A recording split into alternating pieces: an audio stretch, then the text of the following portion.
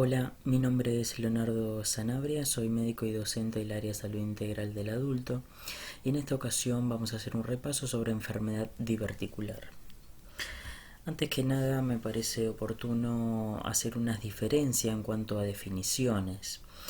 Sabemos que los divertículos son herniaciones de la mucosa colónica a través de las capas musculares del intestino. La diverticulosis es la presencia de divertículos en el intestino, los cuales pueden ser sintomáticos o asintomáticos, y la diverticulitis es la inflamación de estos divertículos. Su prevalencia varía según la edad, es una enfermedad más prevalente del adulto mayor. En menores de 40 años se estima que un 5 a 10% de la población va a tener divertículos, a lo largo de los 60 años un 30% y ya a los 80 años la prevalencia aumentaría a un 75%. De acuerdo al sexo, en los menores de 50 años es más común en el sexo masculino. Entre los 50 y 70 años hay una leve preponderancia femenina y en los mayores de 70 años es más común en el sexo femenino. En cuanto a la localización, en la población occidental, la parte más afectada del intestino es el colon sigmoideo, representando el 95% de los casos. En un 65% estaría afectado solamente el colon sigmoideo, en un 7% estaría afectado todo el colon y un 4% se estima que estaría afectado el intestino próximo al colon sigmoideo, pero manteniendo normal este último. Hago esta aclaración de la población occidental porque en Asia la porción del intestino mayormente afectada es la del colon derecho. Los divertículos que se han encontrado en esta población, en la población asiática, son divertículos verdaderos porque se produce una herniación de las tres capas, de la mucosa, submucosa y muscular, a diferencia de lo que pasa en nuestra población, que son pseudodivertículos porque la herniación es solamente de la capa mucosa y submucosa.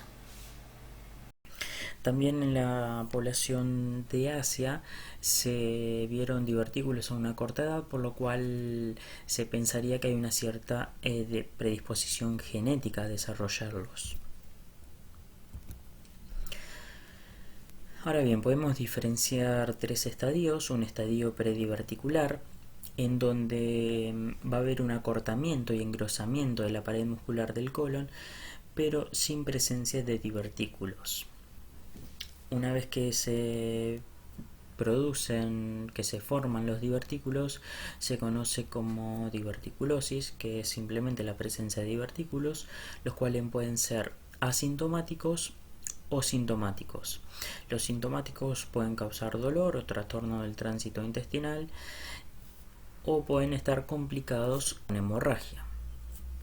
Y después, una vez que estos divertículos se inflaman, se produce la diverticulitis, que puede ser con microperforación e inflamación local o con una macroperforación asociando una peritonitis generalizada. En cuanto a la etiopatogenia, hay ciertos factores de riesgo que van a predisponer a la formación de divertículos, como ser una dieta pobre en fibras, la constipación, obesidad, el sedentarismo y la baja ingesta de líquidos. Las herniaciones se van a producir por áreas de debilidad de la pared colónica, que es justamente por donde ingresan las arteriolas, debido a un aumento de la presión intraluminal generado por alteraciones en las áreas de segmentación. Entonces, una dieta pobre en fibras va a ocasionar una disminución del bolo fecal, lo cual va a ocasionar un aumento de la segmentación. En estos casos se va a producir una contracción de los extremos de las cámaras, por lo cual va a disminuir el diámetro de la cámara y esto va a aumentar la presión intraluminal, lo cual va a generar un mayor tiempo del contenido fecal en el colon. Se va a absorber más agua, por lo tanto se va a necesitar una mayor fuerza para el desplazamiento de este contenido y esto nuevamente va a generar un aumento de la presión intraluminal. La enfermedad diverticular se puede presentar de manera asintomática, representando el 80% de los casos. En esta situación los divertículos se suelen encontrar a través de un estudio por otra causa y nunca presentan síntomas. Podemos encontrar también una forma sintomática no complicada, la cual va a ocasionar un dolor abdominal recurrente que mejora con la eliminación de gases y o la defecación. Esto se debe generalmente a un proceso inflamatorio crónico de bajo grado en el cual hay un sobrecrecimiento bacteriano. En esta forma, el tratamiento consta solamente de otorgar al paciente una dieta rica en fibras, a la cual se le puede agregar mesalazina y probióticos.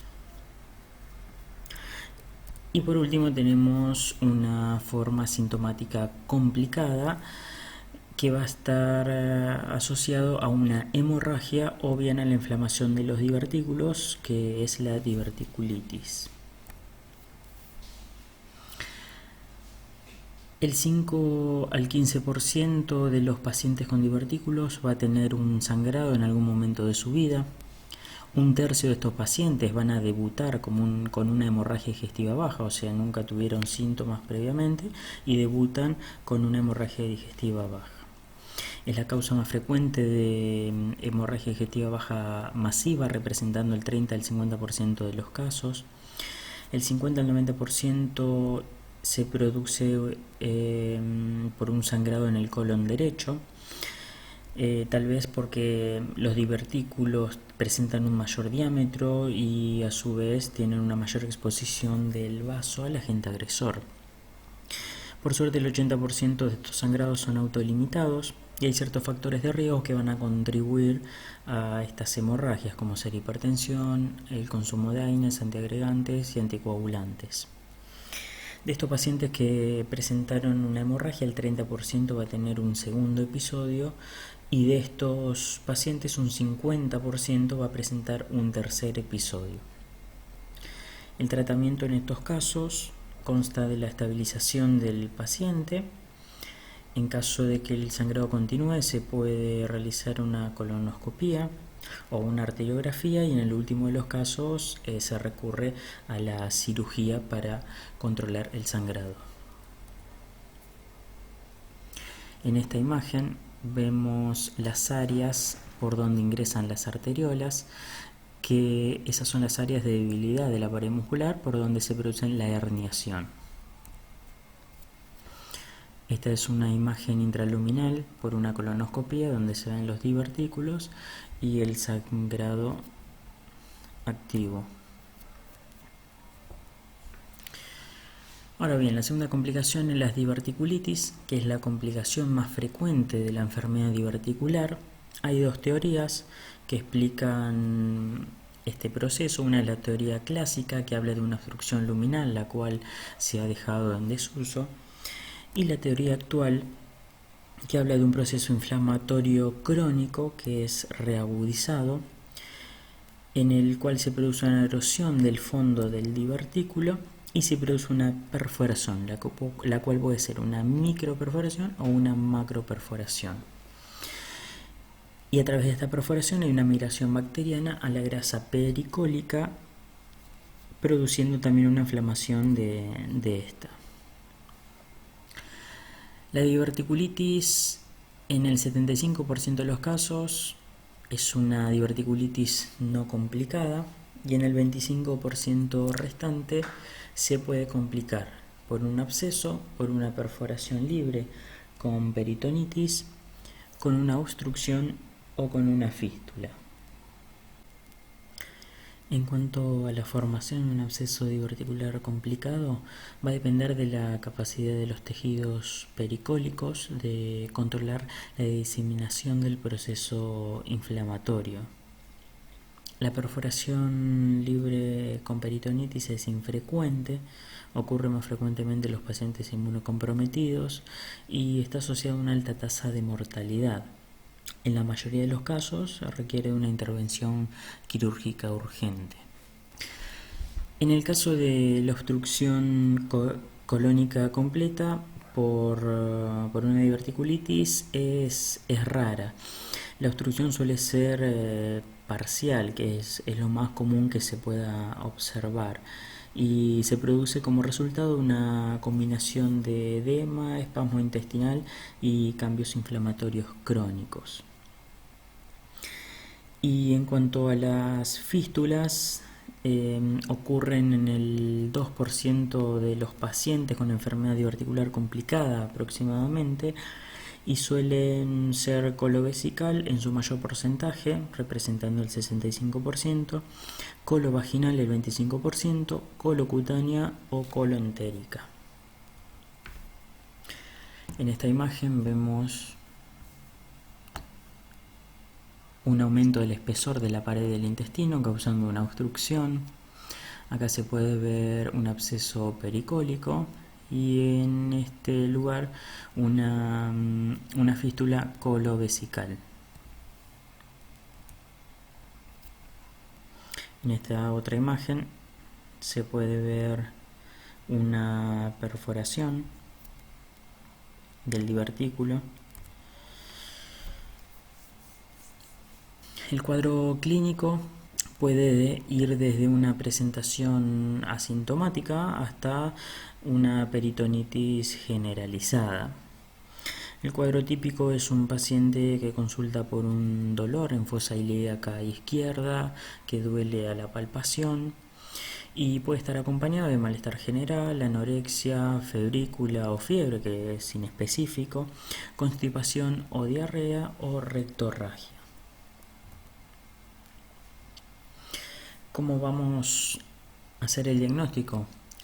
Primero y principal, una historia clínica detallada, indagando acerca de las características del dolor, cuándo ocurrió, hace cuánto que está doliendo, si está asociado a otros síntomas, si ya le ha pasado previamente, si se conoce con divertículos.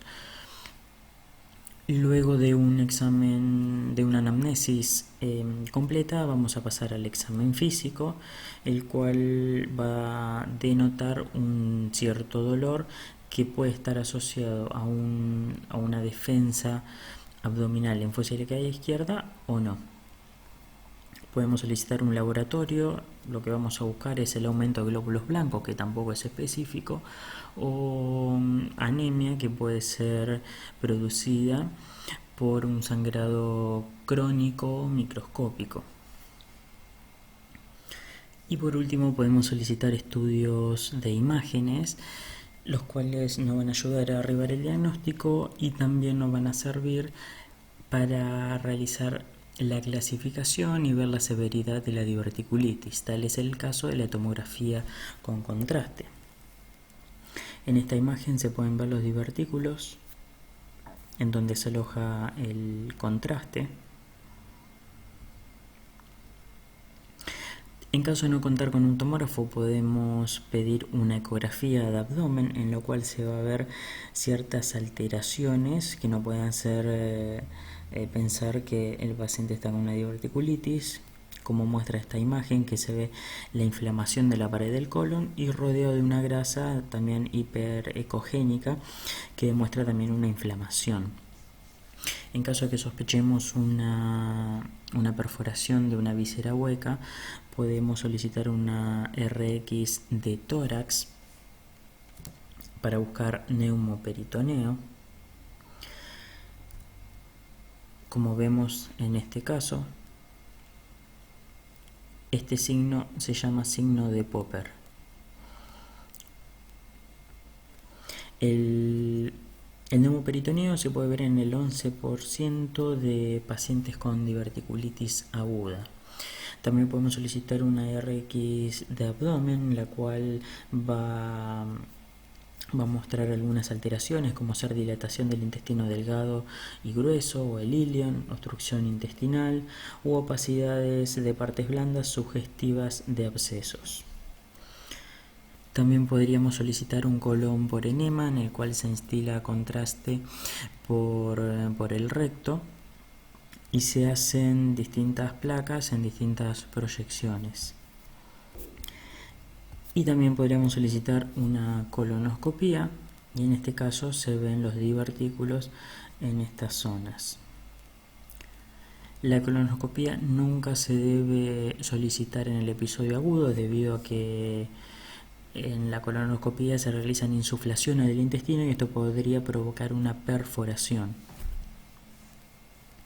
Bien, dijimos que la tomografía con contraste nos puede servir para realizar la clasificación y ver la severidad de la diverticulitis, y para eso podemos usar la clasificación tomográfica de Hinchey o la de Hinchey modificada, la cual va de un estadio 0 de diverticulitis clínica leve hasta el estadio 4 de una peritonitis fecaloidea.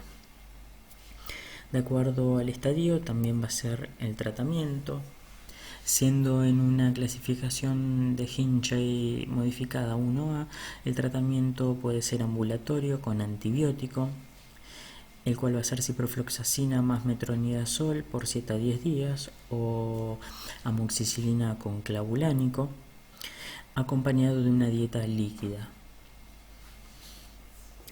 En el caso de un Hinchey modificado 1B, se va a optar por internación del paciente con tratamiento antibiótico endovenoso.